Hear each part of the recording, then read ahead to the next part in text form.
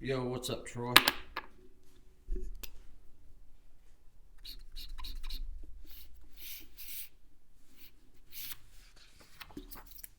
Tyrus, what's up?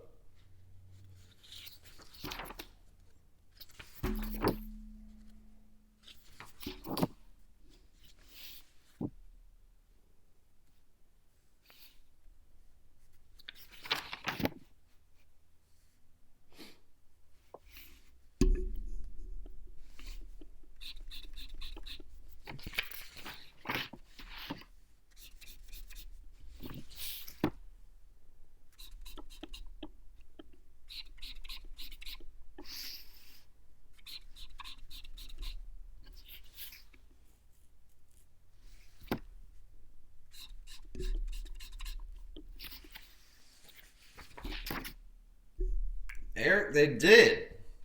You know what's funny about that? So I was telling you guys on Friday, Saturday. I think it was Friday that they came, and so I bought it from Home Depot, right? Well, Home Depot doesn't do the deliveries on those. They have an outside contractor do it, a trucking company, right? And the guy gets here. Weather was shitty outside on Friday, but the way that my neighborhood is when you pull in, when you first pull in for like the first quarter mile, it's one way in, one way out. It's a one lane road. So you pull in, you've got houses on the right side, mine being one of them, and then you've got this decorative part, like section of grass with these like 100-year-old oak trees and irrigation and all this nice stuff, and then same way on the exit. And then finally, once you get down in the neighborhood, it splits off and it turns into normal streets. So they get there, and like I'm looking at them outside the window, and they call. My wife's on the phone with them. They're like, we can't do it because we can't back into the driveway without getting into this grass. And so I go out there, and I'm like, well, you're fine. Somebody, people have done it before. I can guide you in. And then they're like, no, we can't do it. And I'm like, well, you've got to. And they, what's going on here? Are we playing the Sonic game? Well, hopefully you can hear me because the mic's on and it's registering. So anyway, then he goes, then I just tell him, I'm like, well, don't worry about it. Just stay right there in the road right in front of my driveway. And he's like, no, we're not allowed to block the road. Can't block public roads. I was like, well, it's a private road, and you don't have to worry about it because I'm the head of the HOA. I will make people use the other side of the road. So I'm standing out there in the rain, getting soaked, set everything up, get people to start using the other side of the road, and he makes all these excuses. I can't do it, get fired. My boss said, no, don't block the road, whatever. Guy pulls up today, and he goes out, and he did say something about the grass. He goes, am I going to get in trouble for pulling in this grass? And I was like, no. Do you want me to guide you in? And he goes, can I park in the road? Would people use the other side? And I said, oh, as a matter of fact, you can, sir. So I set it up. He parked in the road. Him and his partner got out. He's a Russian guy. And he flew through this thing. I mean, him and his partner got work done. They uninstalled the other fridge, had it on their truck, new fridge installed, showed me how to use everything. I mean, everything done in less than a half an hour. They were amazing. And then he goes, he's like, why didn't they install it the other day? Why didn't they deliver it? I told him why, and he goes, oh, that's not true. I was like, oh, I'm aware it's not true because you just did it. So needless to say, me and Home Depot, along with that company, will be going rounds here and this evening.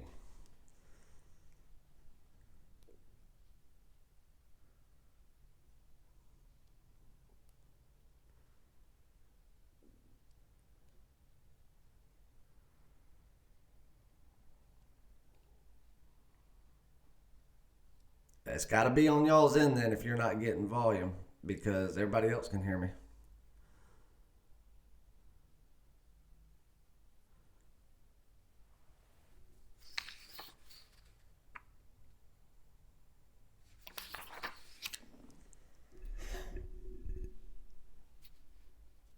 Danny, I have no idea what you're talking about. Who would draft Jack Fromm? Oh, Jake. I was like, who's Jack Fromm? Jake Fromm. Jake Fromm's accurate as shit. I'd draft the hell out of him.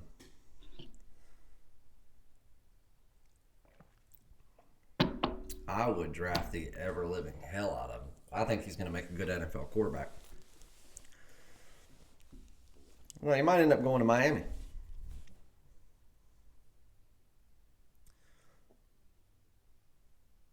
Might end up going to Miami. All right, so being that didn't take long, it's giving me some chance to get some work done.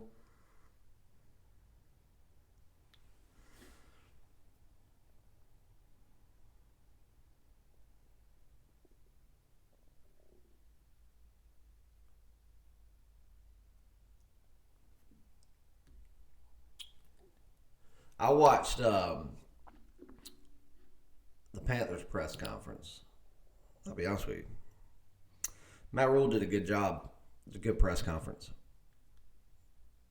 I mean, he may be just as full of shit as anybody else, but I'll tell you this.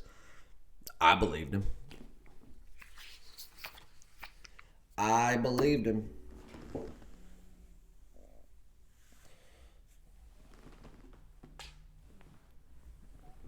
Tua's actually, I think Miami will actually get Tua, believe it or not. That's saying that they draft a quarterback first round. Who knows? Teams like Miami, Cleveland, Cincinnati, Chicago, they're weird about how they do stuff. You know, I mean, who was it? Jacksonville, the year that Russell Wilson got drafted, I vividly remember in the third round. I think it was the third round when Russell was, because that was the round Russell was drafted in. Just a few picks before Russell, Jacksonville was on the board needing a quarterback. They had one, but he was, they needed a quarterback. Needed a lot of things. They drafted a punter. A punter. I would have to take Fromm in that matchup, Danny, just because of health. You give me a medical team that gives me a 100% clean bill of health on Tua, I'll take Tua any day of the week. I think he's one of the most incredible athletes I've ever seen. There's two things that I don't like about Tua coming into the NFL. Number one, health. And number two, we talked about it yesterday, is that mobile quarterback. Jake Fromm will not be a mobile quarterback. Jake Fromm will be exactly what Mitchell Trubisky is in the NFL, or what he's designed to be, but better. He's got Drew Brees accuracy. He's got an arm like Kaepernick as far as, just power. And a football IQ that's through the roof. Kid's a smart quarterback.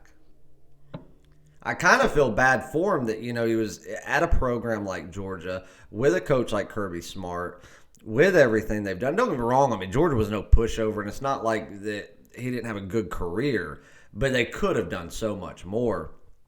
And I just feel bad that it ended like that, Yeah, you go out there and you win your bowl game, which, again, with the level that Georgia's on, it's kind of like Alabama. Sure, you won the bowl game, whoop-de-doo. If we're not playing for a championship, we busted. Hey, man, I like Jay Cutler. And let me tell you something. The people of Chicago like Jay Cutler, too. Let me tell you, as much as you heard about this and that and this, the people of Chicago love some Jay Cutler. I don't think Jay Cutler was a problem. I certainly don't think Trubisky's the problem in Chicago. Matt Nagy's the problem. One thing that Matt Rule said today I really liked is holding his coaching staff accountable and him being held more accountable than the people that actually take the field. Matt Nagy's not that guy. He's not going to go to bat for anybody. He flat out blames his players for his bullshit.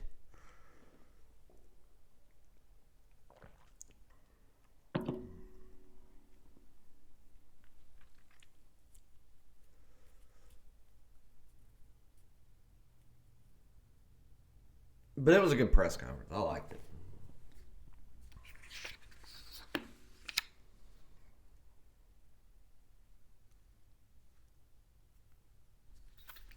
No, Cutler played for a trash team. Cutler wasn't amazing, but Cutler was all right. He was a smart player. He had nobody around him. I mean, he had Alshon Jeffrey for a stint, but it's not. It's kind of like this year. You have Brady and Edelman. The two players, those two guys alone cannot do it by themselves. Cutler and Alshon, they couldn't do it alone.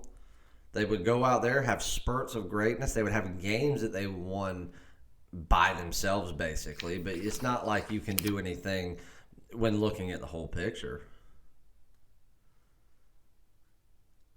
Matt, I agree. I think Matt Rule's a great coach. Now, here's the thing that you're talking about. Everybody's like, how do you think he'll do at Carolina, whatever?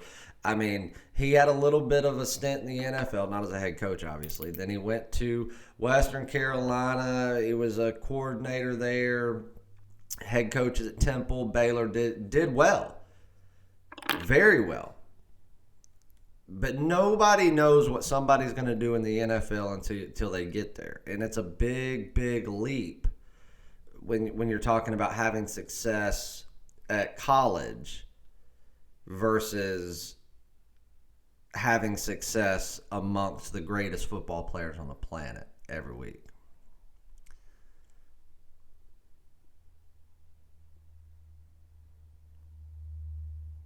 I feel about that as I do the Braves giving Cole Hamill $18 million for a year. But here's what Jay Cutler had that was worth $10 million. They had to use money. They had already been told by the league that they had been stashing cash. They had to use money. So that's number one. So they were able to blow more than Cutler was worth. They wanted somebody that had veteran presence. Whether he was going to take them to the promised land or not, Cutler wasn't going to be that guy. He didn't have anybody around him to throw to. But his IQ, the fact that he can work with the coaches and say, hey, this is what we lack here. You can go find Jay Cutler talent. It's who does Jay Cutler have to throw to? So you get Jay Cutler in for a year. You spend the $10 million. You win a couple of games because of him. And then you also have him go out there from a player perspective at the quarterback, at the leadership realm, and say, this is the problem that we have, guys. We need to address this, and this in this order. Otherwise, someone in my shoes can't do their job. Then you start to address those, and then you try to find someone with Jay Cutler talent and or above. But again, a quarterback's only going to do you so much if he doesn't have, more pieces of the puzzle. The quarterback is the corner pieces of the puzzle. The interior is everything else. You don't want to start a puzzle without a quarterback, but you can't expect the corners to finish the middle for you. Nor are the corners going to help you finish the middle because there's so many other pieces around it. And guess what? He probably sold a lot of tickets. Cam will get traded before he gets released. Cam's too athletic and too talented and at this point too big of a name.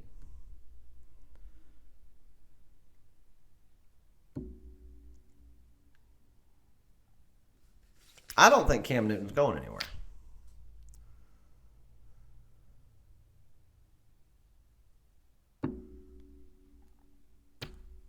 I think Cam Newton will be back in a Panthers jersey, and I think he'll be back in the starting role, at least for the time being.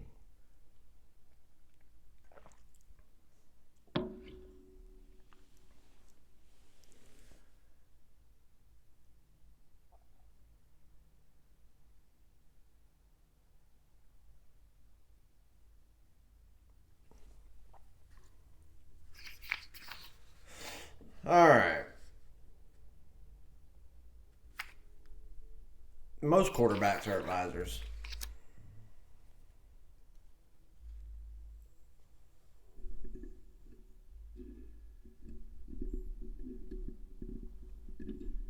You should be ready for a new coach in ATL.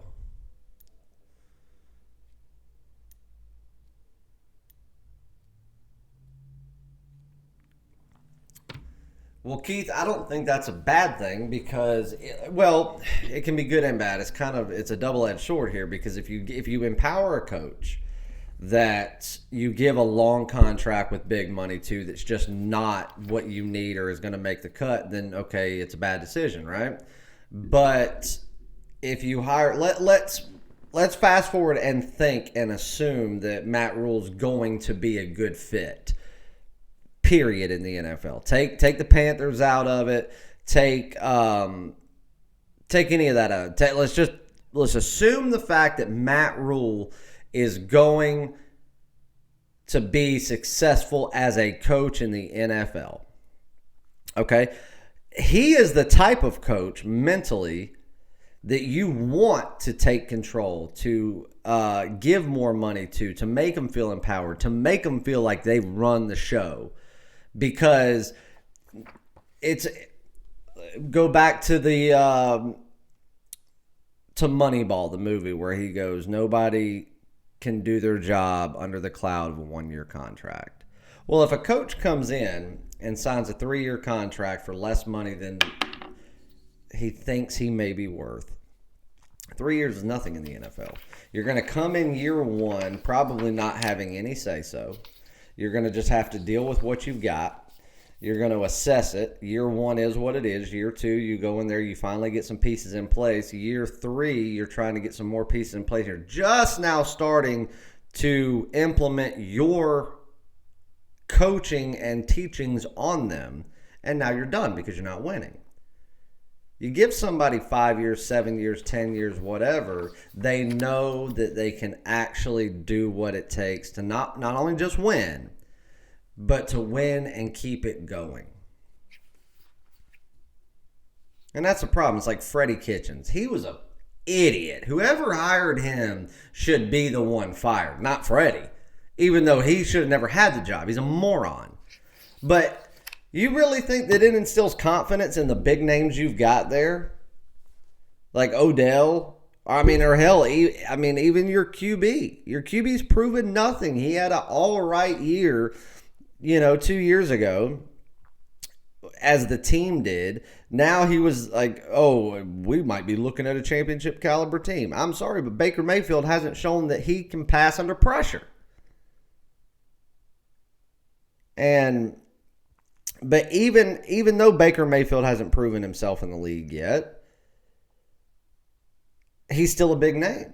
How do you think the Mayfields and the Odells and everybody and the Myles Garretts of the world feel when their team doesn't win, their coach is in and out, your GM was there for a couple of years, now he's gone, your head coach was here for a year, he's gone, which I'm sure they're not sad about him leaving, but it's just a fact of, okay, who do we go get now to stand on the sidelines just to be fired in a year or so?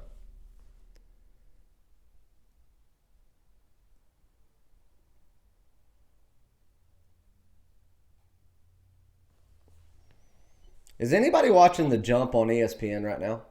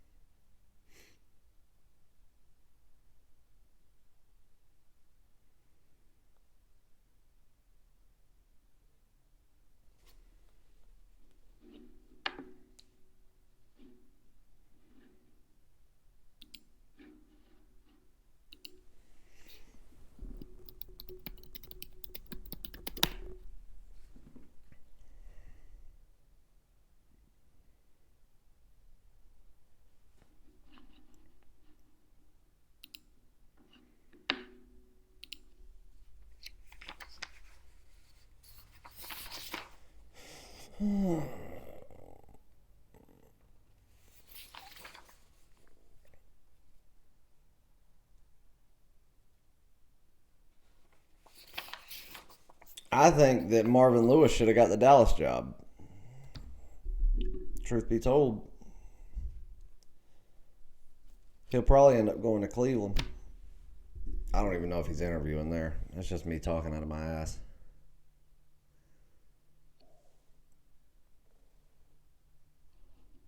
What's up, Keith? All right. Let's do the damn thing. Because I'm not going to be on here long. All right. Tonight. What did I just say? UNC versus Pitt. All right, let's talk UNC versus Pitt. Two teams that are no good. How many people have written North Carolina off? Be honest. What's up, Scott?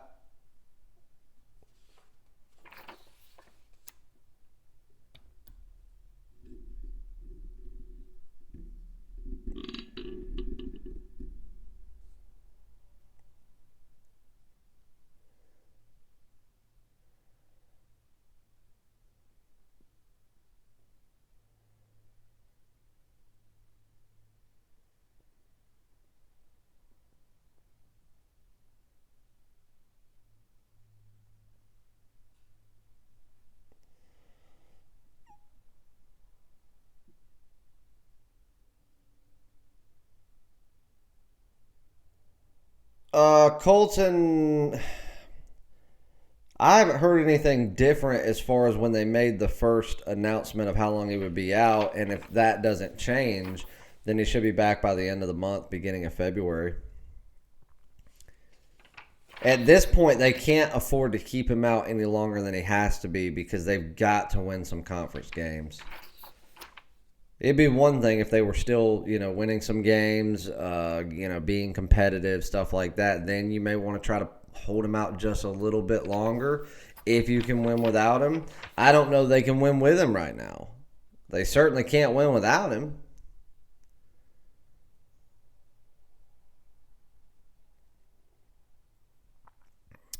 Let me tell you why the general public, most of the public had already written North Carolina off before the Yale game. Then Yale happens.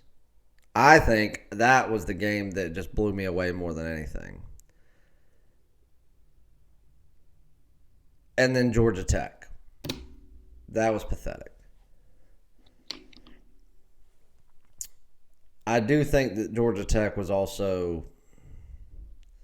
I don't think that outcome would ever happen again. I'm not saying they would have won the game or that Georgia Tech couldn't go beat them tomorrow.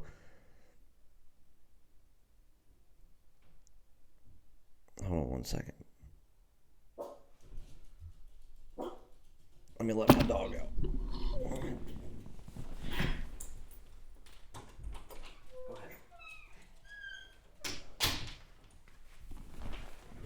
All right.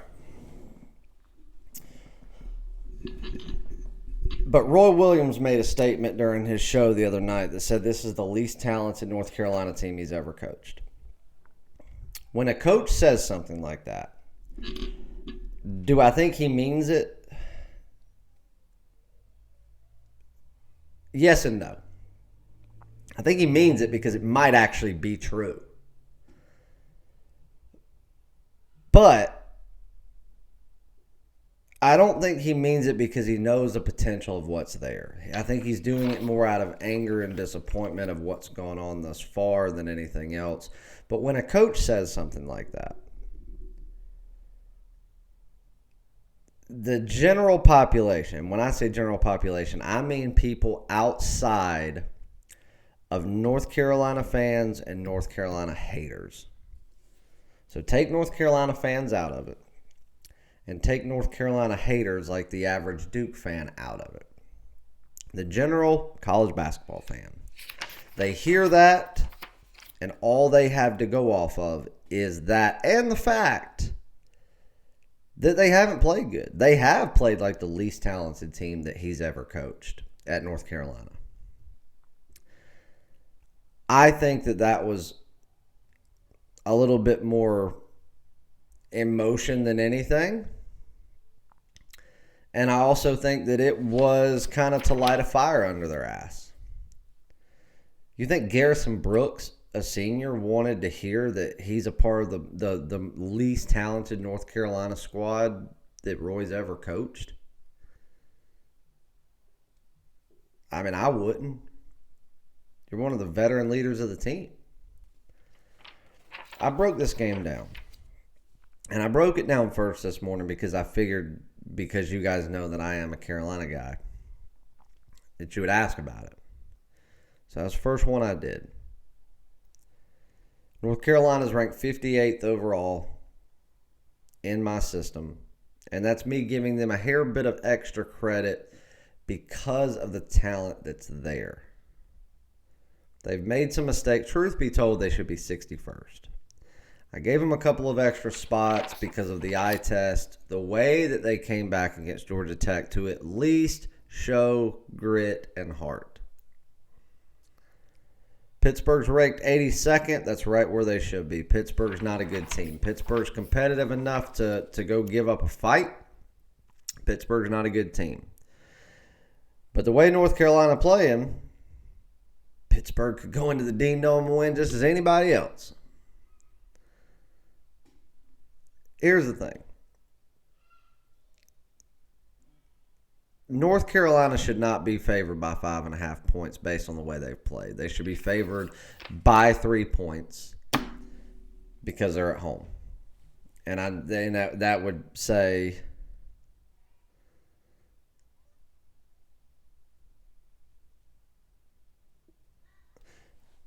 they were deadlocked even other than playing at home. Do I believe they're deadlocked even teams? No. Do I believe they played like deadlocked even teams? Absolutely.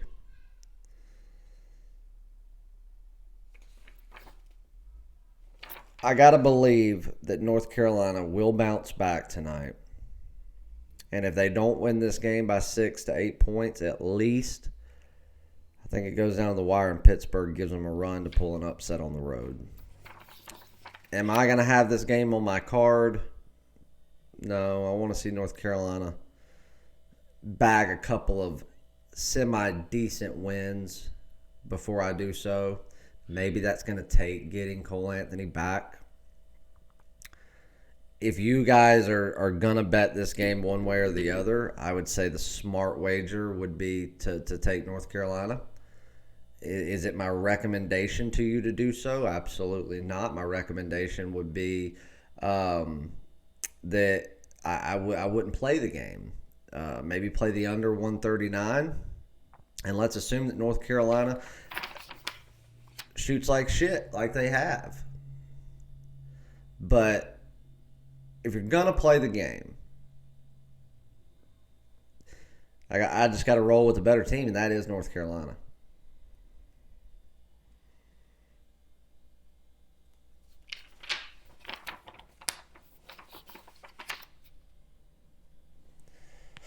All right.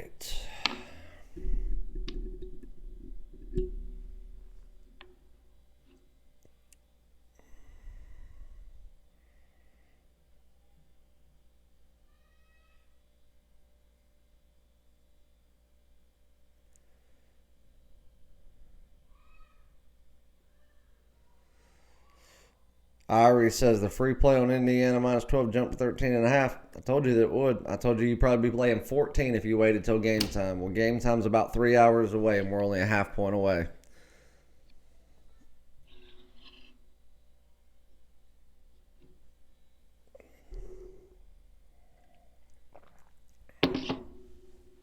You said in the last chat you were jumping on it.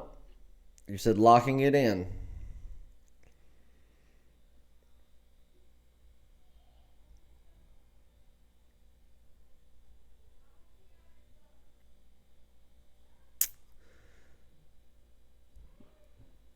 Chris, yes, I agree with everything you just said. But what you your game of the year number is right. The only thing that could make that change is based on where you're at the time of a game of the year. So, for instance, let's say that you bought a package today, right? And you're starting with your $1,000. And come 2 weeks from now, there was a game of the year in NBA. Well, what you would want to do is take that 300 plus 5% of what your profit is from the time you started in your situation. Because again, you're at a starting bankroll price as well as a bankroll building price. You're wanting to build. Now, if you were starting out with 30,000, 40,000, then I would just tell you, listen, you want to have your flat rate and you would want to separate it by sport. But in your case, starting with the 1,000, knowing that you want to build, you are right in saying that, but you don't want it to fluctuate at this point, other than on a game of the year.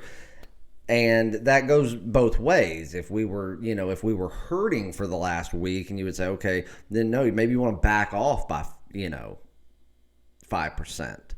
What I tell people is on game of the years. I mean, the people that have been with me for a long time know, so they know how it works. They usually don't have to ask. But if we ever get to a game of the year situation and you buy it or you're on it or whatever, don't hesitate to ask me. Like, hey, this is what you have, this is what you've done, and let me give you my honest advice. It's better that than you just assuming something and it either hurts you or maybe it doesn't benefit you as much.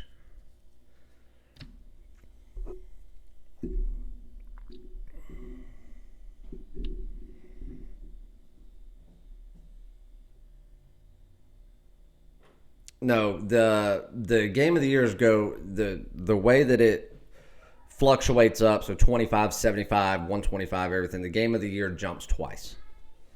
Well, that it jumps once and then a little bit more. So like 1.5.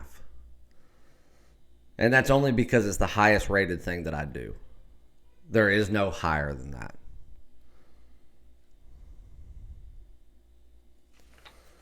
So there'll never be like a game of the year and then I all of a sudden release a game that's rated higher. Now, don't get me wrong. Like, there might be games of the year that I like more than another one based on the sport, but there'll never be games rated higher than that.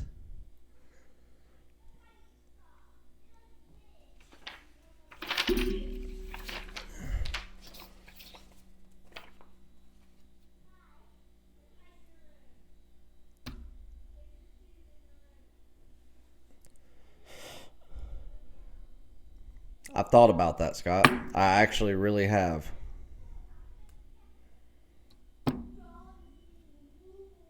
And I'm telling you right now, if I have a game of the year that I step out on way higher than I ever have before, I will. I've been doing it long enough to do that. Hold on 1 second, guys. I'll be right back. Give me 2 minutes.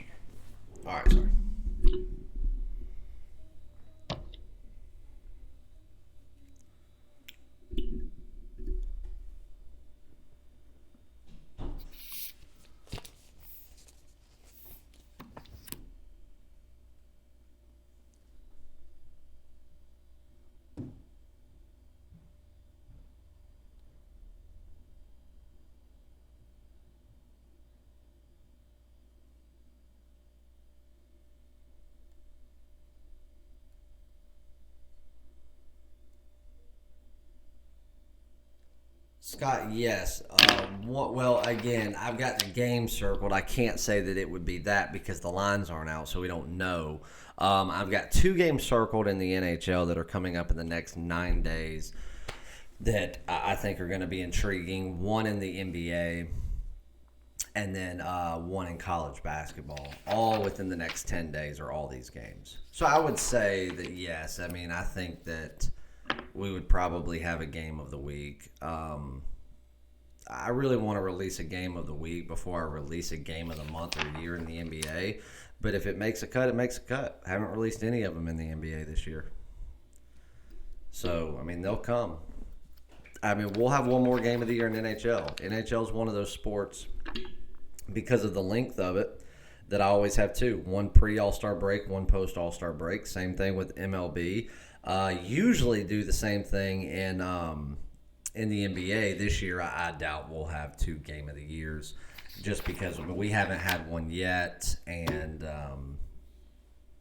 I usually I won't I won't ever have one in postseason time.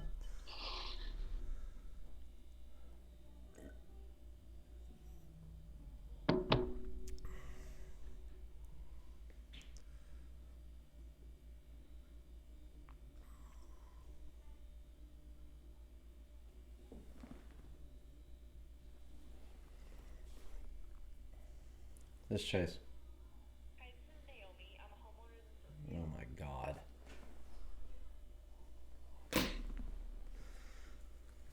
On one, just under 40. It was like 38 something.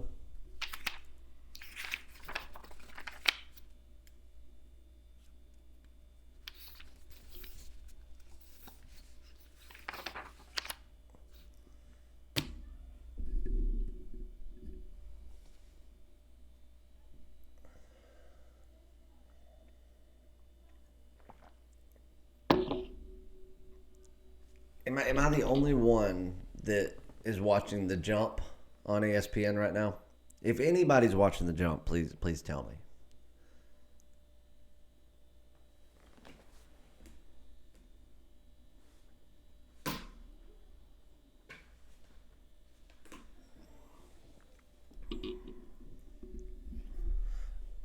Irie, yes, many times. As a matter of fact, just this past Sunday, for double that.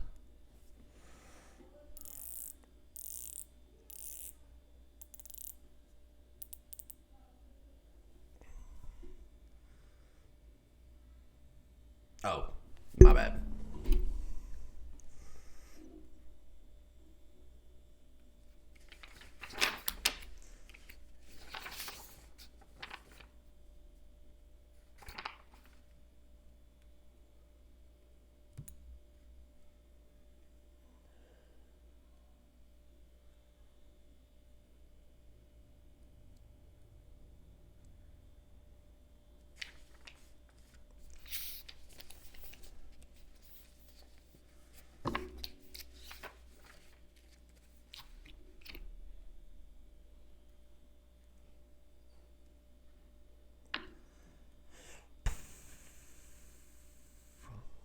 All right, so you're watching it.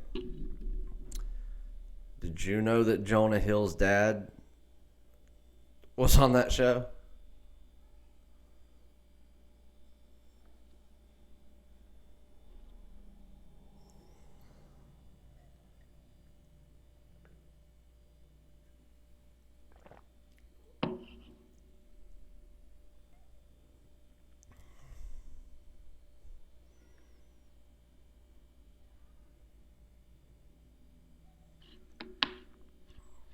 Whoops.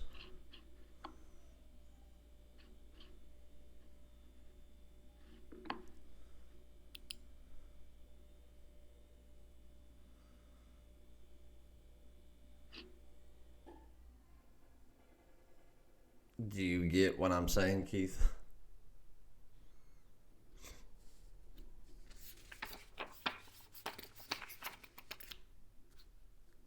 I come into my office yesterday and looked at the TV and that was on. And I was like, I didn't know Jonah Hill's dad hosted The Jump with Scottie Pippen.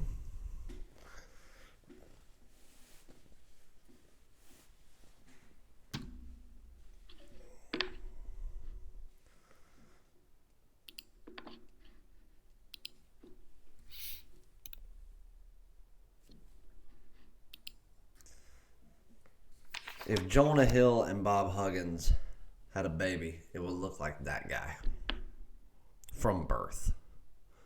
Same size, same age, everything. Straight out of the womb.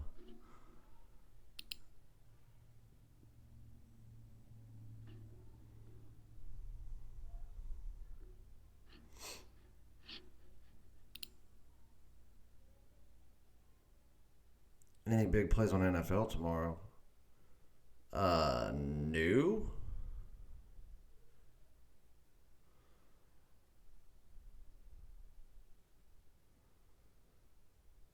No. It's a joke, Keith. If that's, I don't think that's Jonas Hill Daddy. Just looks like him. That's what I was saying. I wasn't saying it's actually his father.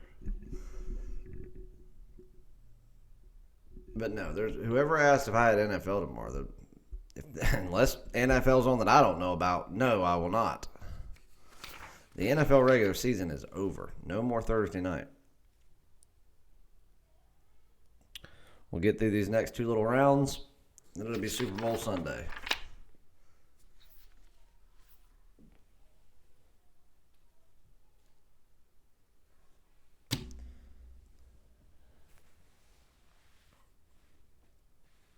No, Keith, I'm joking. Yeah, go pull up a picture of Jonah Hill and then that guy. They look identical.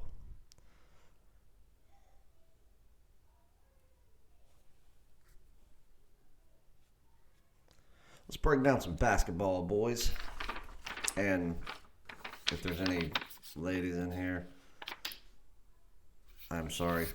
I didn't want to sound sexist there, since that's a big deal now.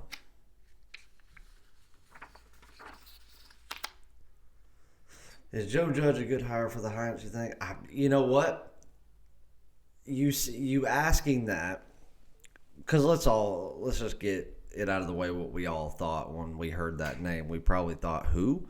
The only reason I knew exactly who it was right off is because I followed I actually watched as a fan, even when I had no money on them, the Patriots every game this year because of the fact that it could have been Brady's last year.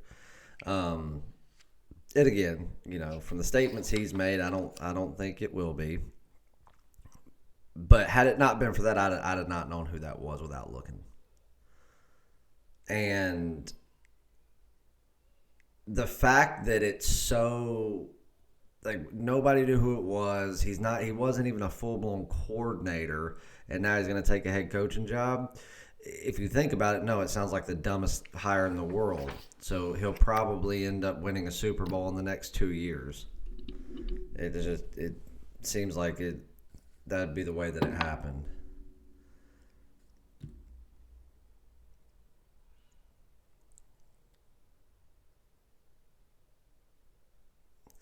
Scott, I don't, and I probably will never. And I don't mean that rude. Please understand that I have done that many times in the past, and it has done nothing but bite me. And not only that, I understand your reasons for wanting it, and I get it. I totally get it. But the thing is, if it almost met the criteria, but then didn't, then obviously it's not going to be rated as high. You're not expected to bet as much on it. And if you decide because you liked it or whatever, whatever the reason was to step out on a little bit more, then that means you're not truly following the system.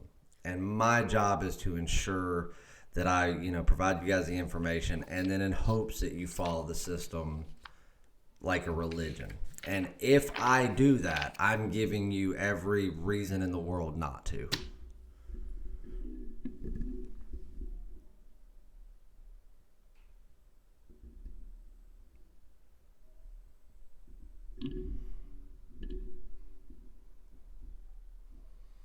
Well, Javaris, I can't count how many of these, and I used to come on here and get right to the point and do stuff, and I'd leave out a lot of questions, and you know what? People didn't like that. I took the feedback and advice of everybody that watched every single time I went live. A lot of these people are my paying clients. This is the way they like it, to be an all interactive chat. We break down games, we give free predictions, but if they have a question about something sports related that's unbeknownst to a game, then I do it. That's the way that the consensus prefers it. So I don't mean this rude in any way. I'm glad you tuned in. I hope you continue to, but if this is not the way you like it, then no one's forcing you to.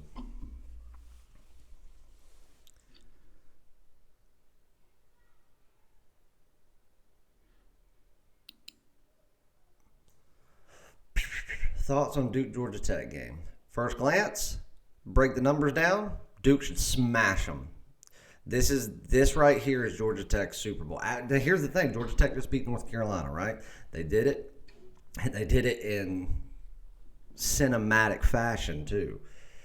But now they have to go in there with Duke, who's playing. I've talked about Duke, how freshman heavy they are, and how inexperienced they are. But they are playing. I don't think they could play any better. I really don't. I don't think a group of freshmen could play any better than the way Duke is, home and away. Duke right here, this is what scares me about this line.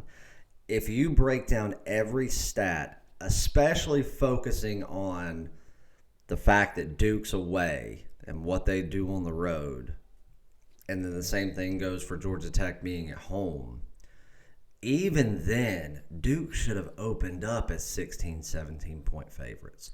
I've already got a shoot-around report on this game. There is nothing that has changed that wasn't already information 3 days ago. So, this line's off. And it's not by a half point either. I mean, it's off.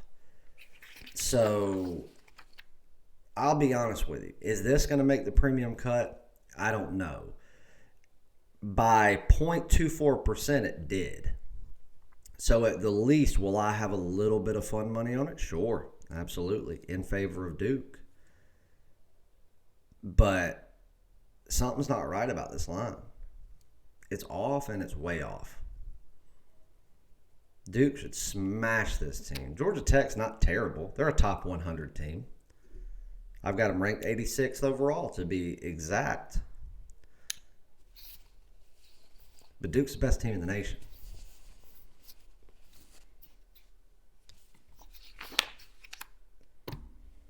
And they're playing like the best team in the nation. Not like Gonzaga, who was ranked number 1, and that was just for show.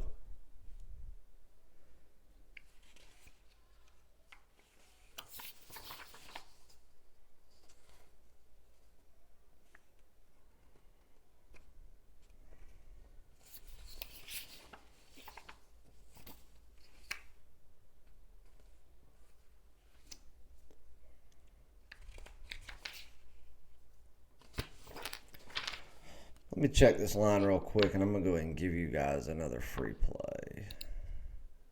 Let's see if it's moved.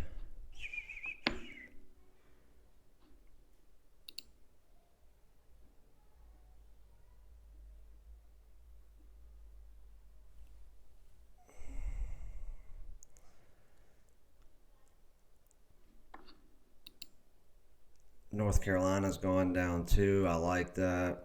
God, I'd love to get North Carolina at like 2.5.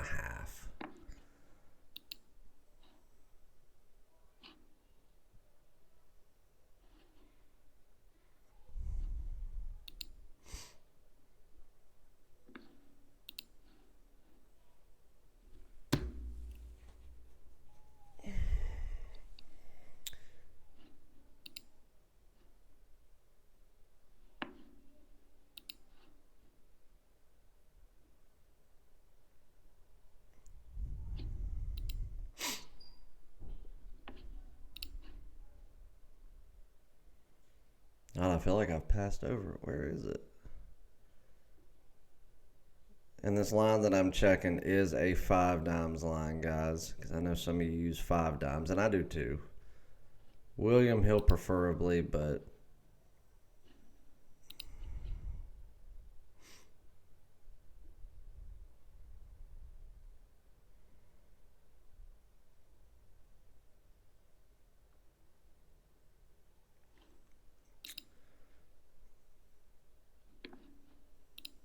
all right, it has moved. Ooh.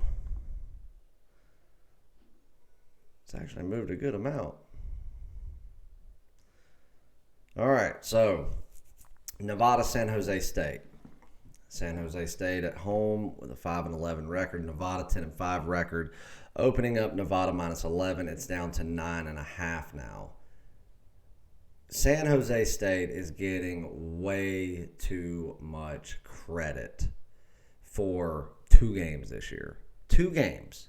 2 games against somebody's. One of which they didn't even win, and that was Utah State. They just hung with them. Oops. And their one lowly win against somebody that's even remotely relevant in college basketball. San Jose State sucks.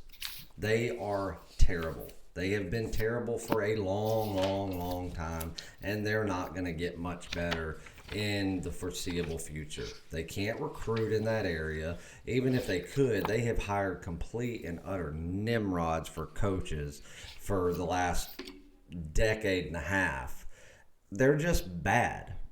Let me put it to you in a numbers perspective of how bad they are. In my system, I have got San Jose State ranked out of 353 Division I college basketball teams. Teams that I guarantee you at least 100 of these you guys have never heard of. San Jose State is ranked 293. Now Nevada last year, that was a team of grown men. They lost a lot of key pieces. They had one person that was coming up during the offseason that ended up battling an injury, which kept him out. So is Nevada the Nevada of last year that everybody was raving over, and rightfully so? No. To be honest with you, I don't truthfully think Nevada is half the team they were last year. Last year, you were looking at a Nevada team that was a true top 25 team. At points of the season, they were playing like a true top 15 team. I've got them ranked 84th overall in my system, which is respectable for someone in the Mountain West, but they are light years ahead of San Jose State. Being at home doesn't mean much, when you're talking about teams like this. Being that it is a Mountain West game, I do think that they'll have a packed house there tonight. 3,000 people maybe, if that. So I do think that it'll be one of the more paid attention to games for people on campus and people in the area. But unless Nevada comes out flat and San Jose State has just one of those games where everything goes right, I just don't see a world where, every single number backs them.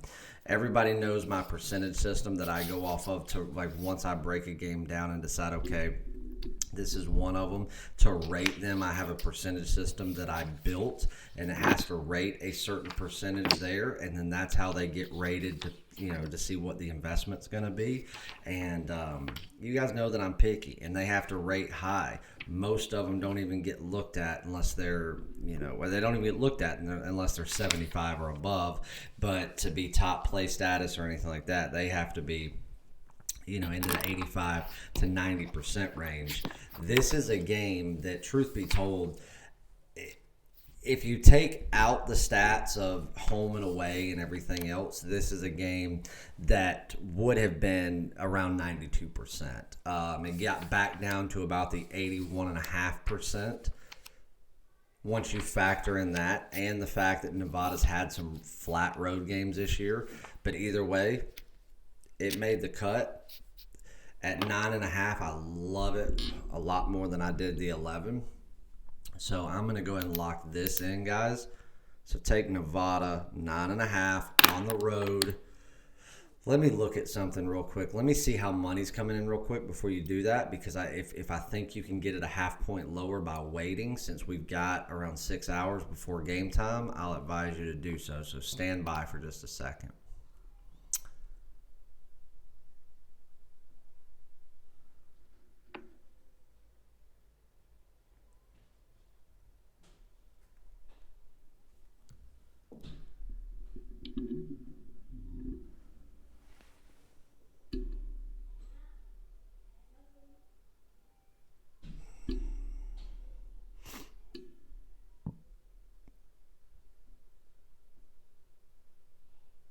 Irie, I don't know how much you wagered today. I don't control your bankroll, brother.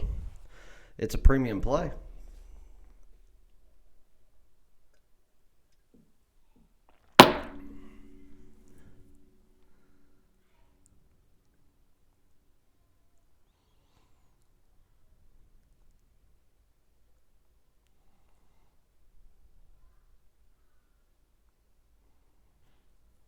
No, that's fine. That's why I said no disrespect on my end. I just, some people come in here and be like, you said it respectfully. That's why I was also respectful about it. If you would have just come in here and been like, fuck this shit sucks, then I'd have told you to go kick rocks and, kiss my ass. But you weren't, so I didn't either. Yeah, it's 9.5 everywhere right now, but I'm saying I'm looking right now. I'm trying to look at money coming in through William Hill to see if I think that this line will drop anymore. And if I'm seeing based on money that it may, I may tell you to wait an hour or so before you bet it. If I don't think that it will, or I think that it can go back up, then I'll tell you to go ahead and lock it in. Sometimes this is a waiting game, guys.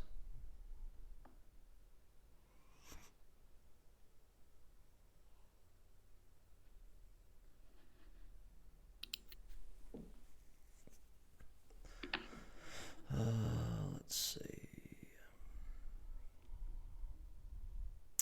As far as William Hill goes, at this hold on, where'd it go? Why did it just move? All right, I just had it. Now I don't know where it went. Oh, I guess it would help if I moved. All right, let's see.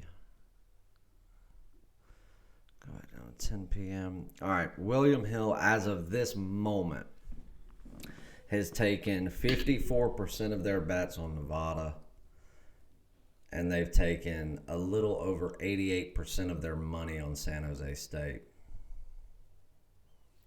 Only 12% of the money has come in on Nevada through William Hill. Hey, guys, sharp money. I'm not buying it. I'm taking Nevada. If they're taking in that much action on San Jose, it's going to come down more. So, not a lot. You may get it at 9. You may not. I'm locking it in at 9.5. I'm not waiting. I don't care if it was 100% of the money on San Jose until they prove to me they can beat somebody. I have to follow facts and statistics, and the statistics and facts shows that San Jose State sucks.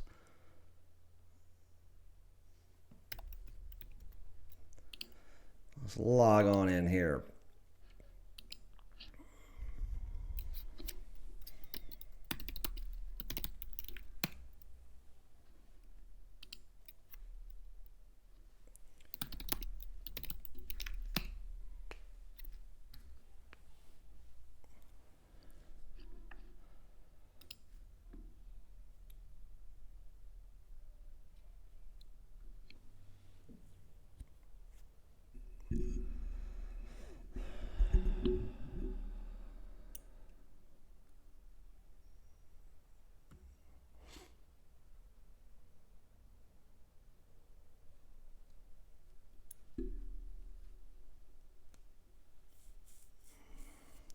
If we all jump on it together to move the line, Irie, the line's going to go back up.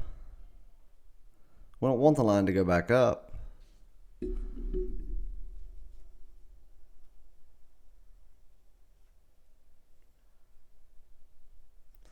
Keith Farley, that is correct.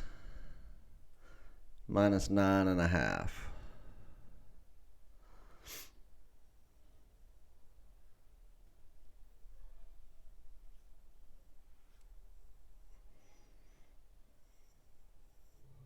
Irie, we don't want to move the line the other way. If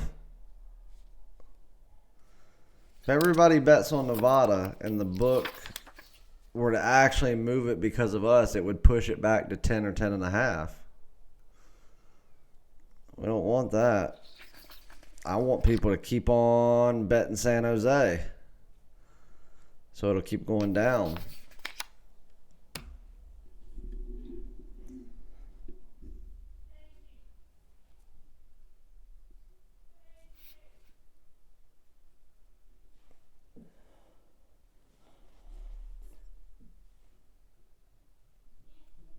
I can watch TV on my refrigerator now.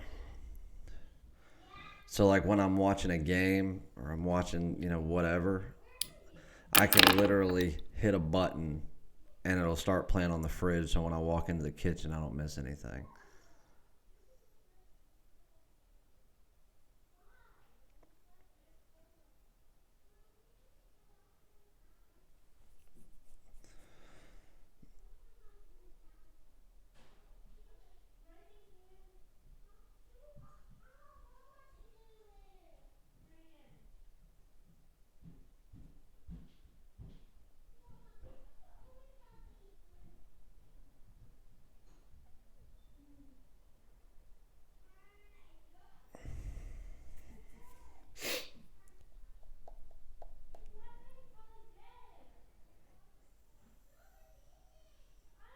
Yeah, if you want to do that, Ari, yeah, go ahead and dump about 55, 60,000 on San Jose real quick. Let me know as soon as you do it. I'll be waiting to hammer Nevada.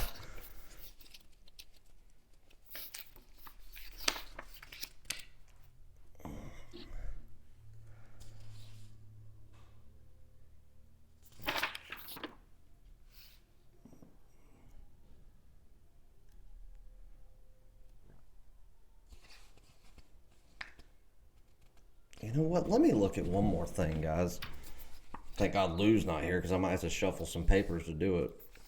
I don't want to give anyone an aneurysm.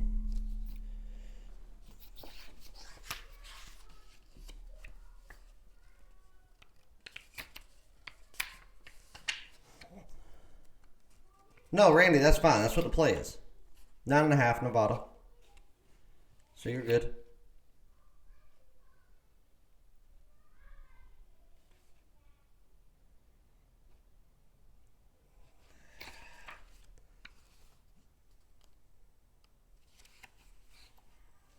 Irie, if you do that, don't ever come back. Because you know good and well by that statement right there, you can't afford to put 5K on it. So do not do it.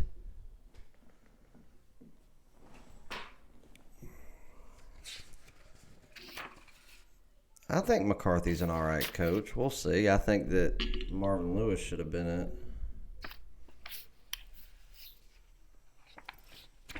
I have one, Matt, in 2 of my bathrooms.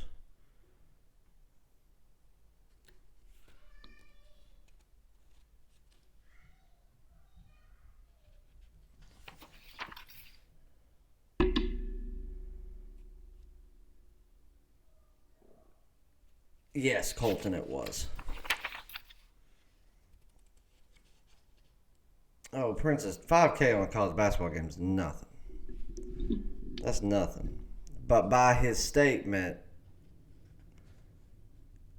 he can't afford to do that, so he shouldn't. And Chase wins, and you said per Chase wins. Don't ever say that. I didn't ever tell you to bet anything. I said play the game. You choose what you bet on it.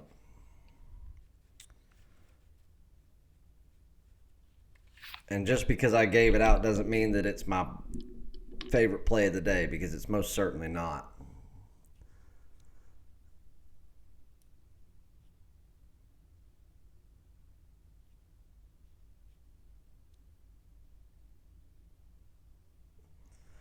I can't see, Jeremy. I can't see the actual amount of money per bet. Sometimes if there's something big, I've got a guy that will tell me.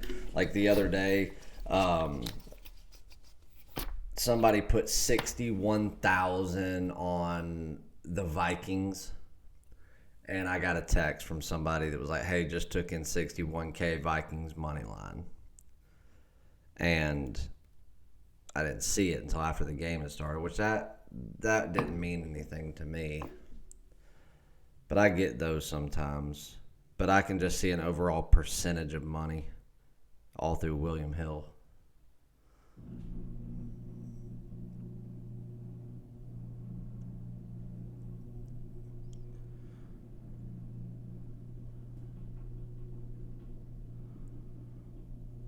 Line movements, Jeremy, you can check just about anywhere. I mean, you've got to be careful where you check. I mean, like you can check Bovada. If Bovada's line moves, you'll see it. But each book could be different. I mean, William Hill could have something different than Five Dimes, and but different than Bovada, stuff like that.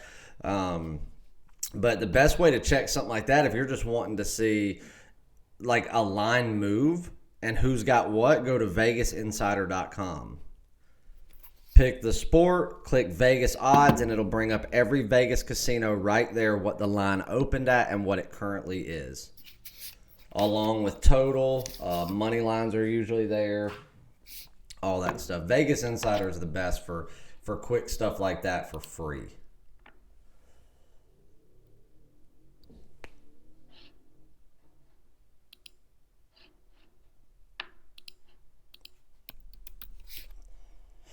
Hold on, guys. I got to make a transfer real quick before she freaks out.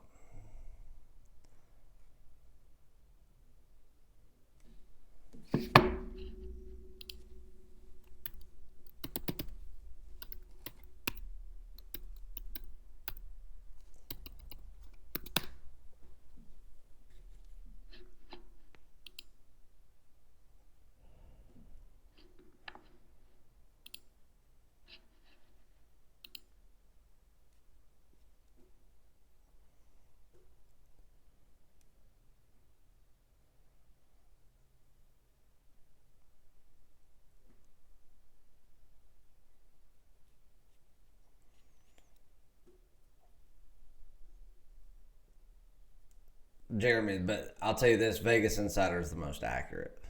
They may not update every 3 minutes like Scores and Odds does, and that's because Scores and Odds is never right. Vegas Insider only updates like once every 11 minutes, but it's accurate. Like it is, they post something, by God, you could bet your life that if you're standing inside that casino that you're not going to see anything different. No, don't use the Action Network. The Action Network is not right, man. The Action Network is only using offshore. And it's only the books that they are accredited with. So if they've got deals with Bovada, Five Dimes, whoever, they're only taking into consideration there. That's an inside tip from somebody that has worked with the Action Network. So it's good information. I'm not dissing on the Action Network. I'm not. I think that it's a cool website. I think that it's great for, recreational stuff. But if you're really looking at their line movements and percentage of money to say, like I want to use this in a form of research for my bets, do not trust Action Network because it will mislead you.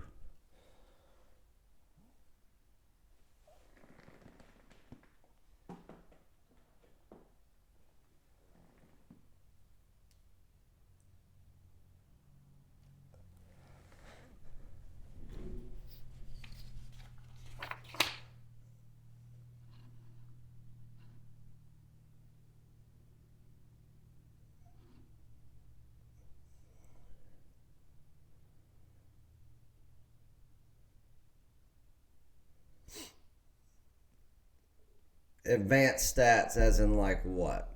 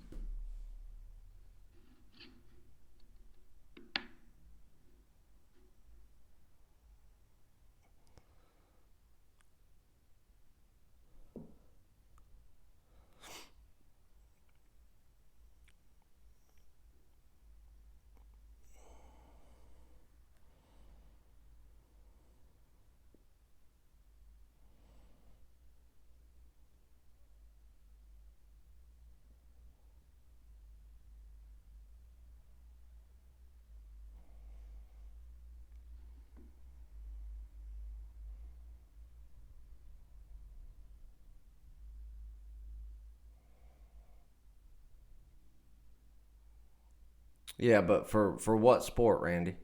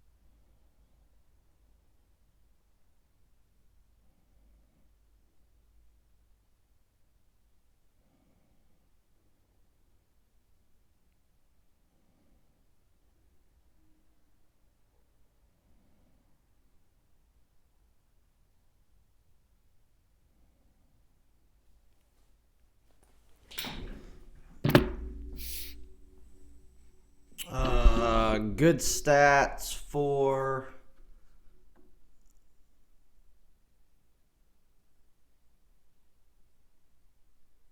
I mean, he probably has those stats ready before he would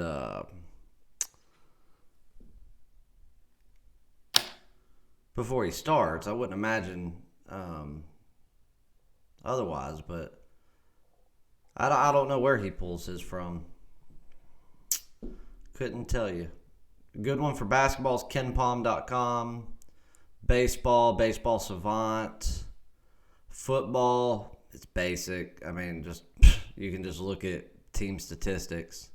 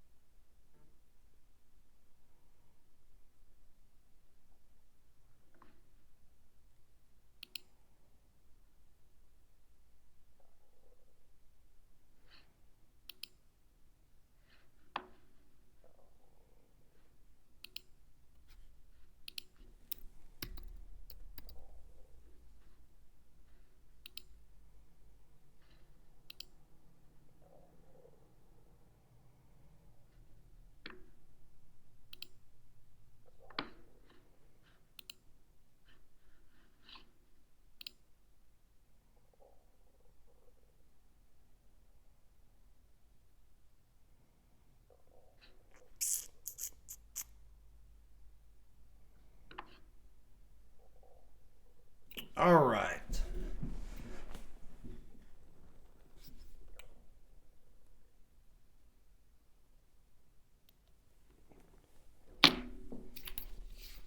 So let's do this. Let me look at this one last game.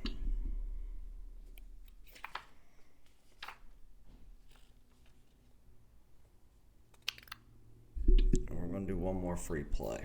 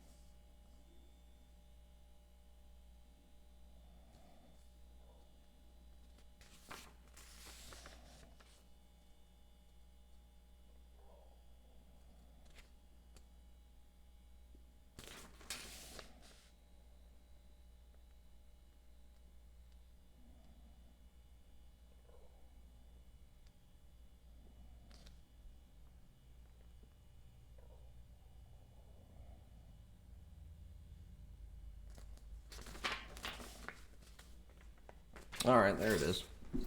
Wonder where the hell it went. All right, let's see.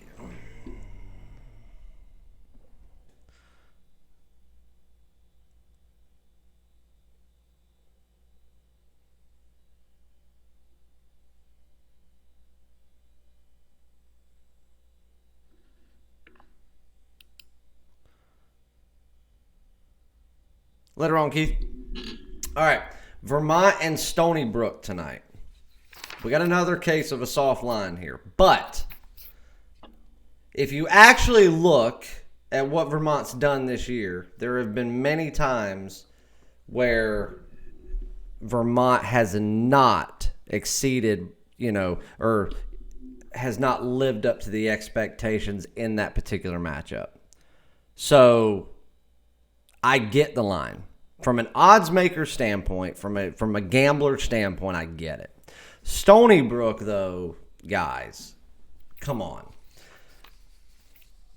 Vermont is night and day better, and here's the 3 keys right here for this game to make it go over 9.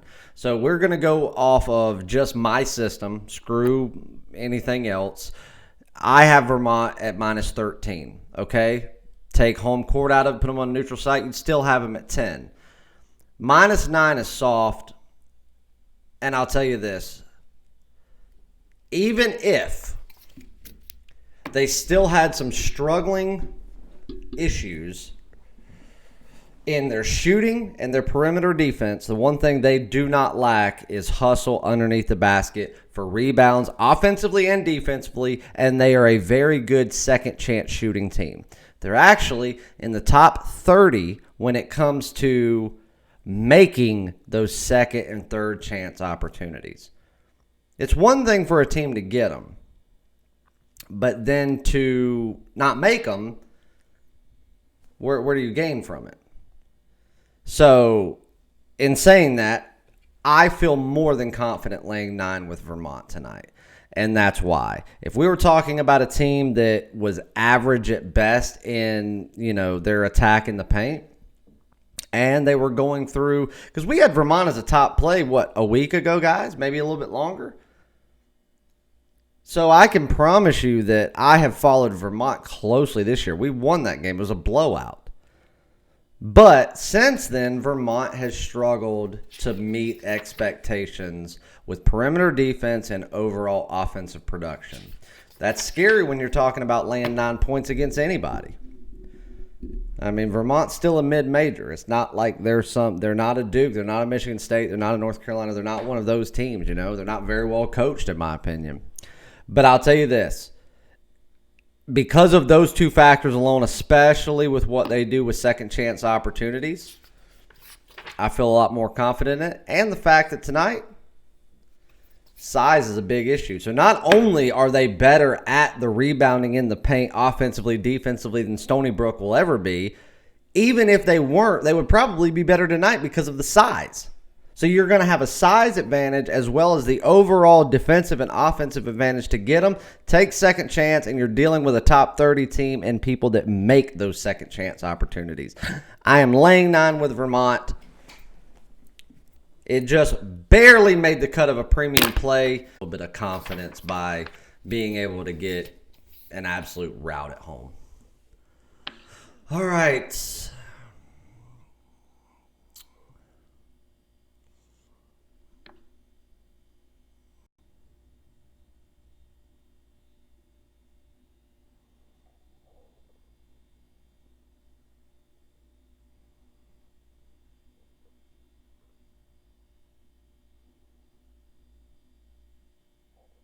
Yes. Yes.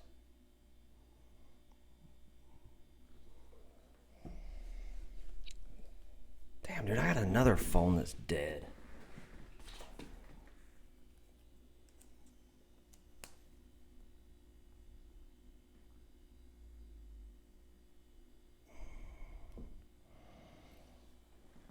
All right, guys. I got to finish reading over these reports so I can get plays out because we've got games that will be starting soon. Yeah, we already went over that UNC game. God, we did that at the beginning of the show. Lay off the game. Don't play it. That's my professional opinion. The line's accurate, especially now that it dropped to 4.5. And do I believe North Carolina is the better team? Yes. Do I believe they're the better team by at least 5 points? Absolutely. Do I think that they could get beat? Yes, the hell I do. Because that's the way they're playing.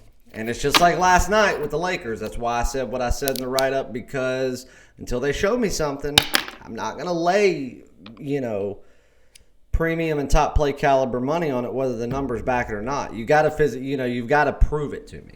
And right now, North Carolina hadn't proved, they haven't proven anything to me right now other than the fact that they will be the cause of Roy Williams' stroke.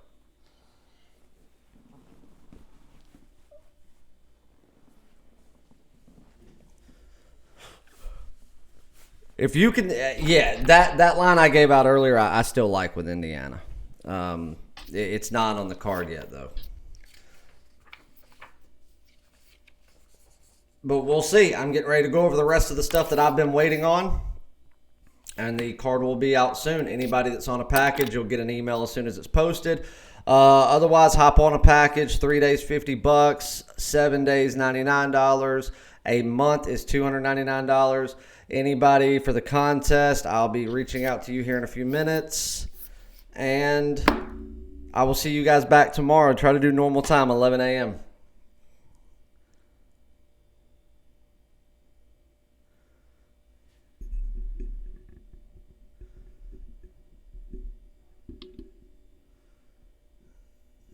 Full-blooded Tar Heel fan that loves Clemson. That's a first there. Can't love Clemson and be a full-blooded Tar Heel fan. I despise that university team and coach more than Satan himself.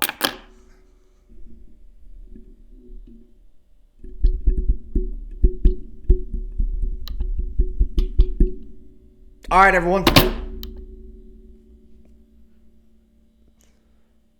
I will see y'all back tomorrow.